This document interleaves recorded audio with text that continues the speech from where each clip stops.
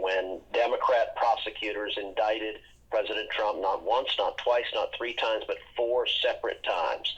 That was abusing the legal system to attack their political opponents, and in particular, to fight against democracy. Understand the reason Democrat prosecutors indicted President Trump so many times is they were terrified the voters would do what they in fact did, which is vote to re-elect President Trump, and they were trying to abuse the legal system to prevent it. Well, now that President Trump has been re-elected, we are seeing the left abuse the legal system once again.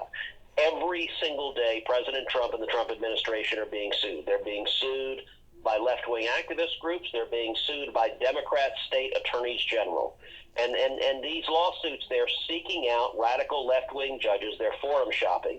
We're seeing them seeking out Obama and Biden judges who are extreme and radical, and we have seen an explosion of nationwide injunctions. To give you a sense of the numbers, during the entire 20th century, there were a total of 27 nationwide injunctions issued during 100 years, during the entire 20th century.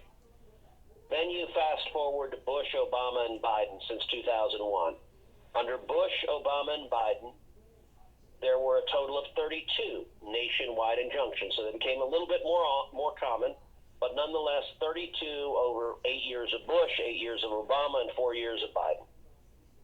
Donald Trump, during his first term, had 64 nationwide injunctions against him. And during his first 2 months of his second term, we have already seen an unprecedented 37 nationwide injunctions against the Trump administration in 2 months. 37 is more than we saw in the entire 20th century, and it's more than were issued against Bush in 8 years, against Obama in 8 years, against Biden in 8 years. It is an abuse of power, and 92% of these are coming from Democrat-appointed judges. We need to rein them in. As many of y'all know, I do a podcast every week. It's called Verdict with Ted Cruz.